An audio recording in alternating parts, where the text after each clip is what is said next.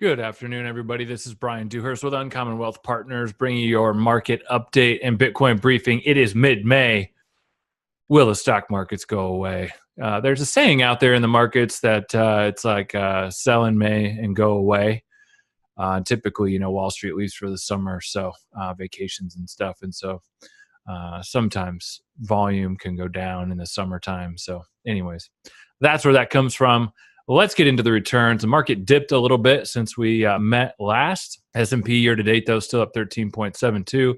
NASDAQ 17.88. Dow 9.94. Gold is languishing at 1.05. And back, Bitcoin up 118.71 since the beginning of the year. And we will dive into why. So this is the S&P 500 on a weekly view. Continue to show you this box and range that we've been trading in. Kind of triple topped, did set an all-time high in the last 30 days for the S&P 500, but have given it back in the last few trading sessions. Again, the market trying to find clear direction out of this horizontal trading range that we have been in now for over a year and a half. So in that, we are going to look at the monthly view. You can see it kind of more in context over the last 20 years, but still blue candles, green dots, everything. Still seems bullish. And more importantly, we're on a squeeze down here on this indicator, which typically has been bullish. So indications are the market still has upside potential. And this indicator as well is showing green candles as well, which is bullish. The market trying to break through this ceiling that has formed. And then in this, we've talked about the gap here between this and the mode of safety. We still have price on top of the short-term moving averages and trying to break out of that price wedge. So all of that looking good. Gold is just flat as a pancake, cannot get much direction. We're going to start talking more and more about monetary policy, economics, money, currency, all those different things. We're working on some content regarding that. And so, but yeah, gold has not found much of a bid lately. And I want to focus predominantly on Bitcoin. Bitcoin is one of those things that I think is really misunderstood. And so in that, yeah, you kind of see this just cliff that Bitcoin fell off of and just put in multi-year lows, 3,120. You can see in the chart some green arrows were put in. The chart has gone predominantly green, and Bitcoin has just been off to the races. Squeeze indicator here.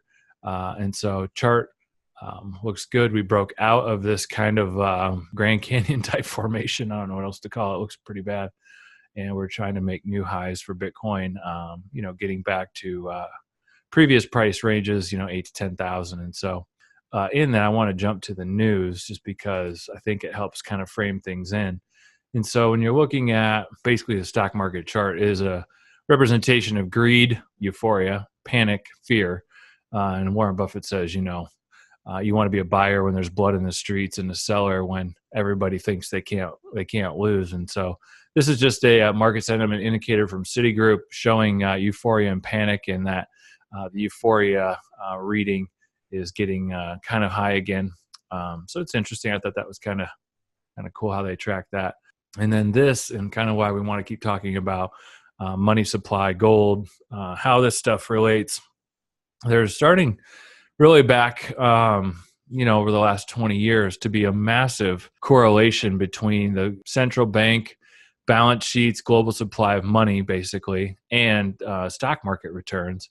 And it's just there. It seems to be that a lot of monetary policy, and you even hear Trump calling for it, like for the Feds to lower interest rates, and a lot of this trade stuff going on in China, that they're printing money on a massive scale, and that leads to inflation. But there also appears to be, from what a lot of people are saying, is that the central banks are also purchasing stocks, ETFs, with those funds that they're printing to support stock markets and things like that. And we're seeing that correlation between the global money supply and white here in the S&P 500. And there was another chart I didn't headline. I couldn't find it again, but I saw it in this last month that like the Bank of Japan, which is the central bank of Japan, owns almost like 50% of the Japanese stock market through ETFs and different holdings. And so we're starting to see unprecedented, inroads with the central banking and the money printing and how they're using that to support asset prices. specifically the stock market. And so that's why I think you're seeing these indexes at double-digit returns in the first 5 months of the year, is because they've injected a lot of liquidity, not only into the system, into the banking system, but also potentially into the stock market. And so you're seeing that. And so two huge headlines I wanted to highlight as regards to cryptocurrency and Bitcoin. Microsoft, one of the largest companies in the world, Microsoft launches decentralized identity tool on Bitcoin blockchain.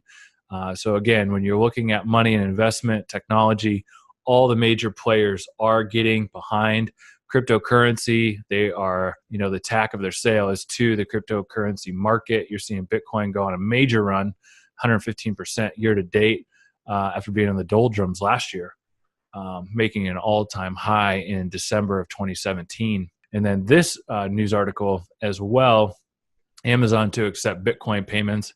There's an article recently this last week too that Whole Foods is going to start accepting cryptocurrency payments at the point of sale. And so this is, we think, a big part of why Bitcoin is making these moves. Major companies are investing heavily into blockchain, into point of sale, into identity tools like Microsoft, payment structures, all these different things. There's just a lot of money, talent, and resources being poured into cryptocurrency. And so we do think this is the beginning of a long-term adoption of cryptocurrency. And we're here to answer your questions on that. Again, we can't say this isn't financial advice to buy Bitcoin, but it is interesting, and I definitely think it's the future. And so, we're trying to get our understanding with it and how to help people and how to talk about it, how it works. And if you have questions on that, please feel free to reach out. And with that, that is your market update and Bitcoin briefing. Enjoy your day.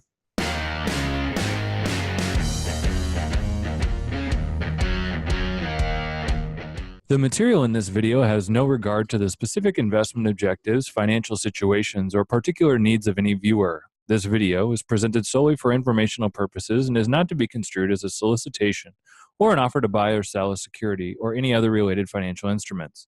Nor should any of the content be taken as investment advice.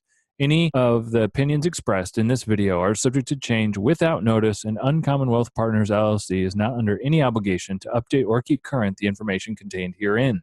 Uncommon Wealth Partners LLC and its respected officers and associates or clients may have an interest in the securities or derivatives of any entities referred to in this material. Uncommon Wealth Partners does not accept any liability whatsoever for any loss or damage of any kind arising out of the use of all or any part of this material. We recommend that you consult with a licensed and qualified professional before making any investment decision.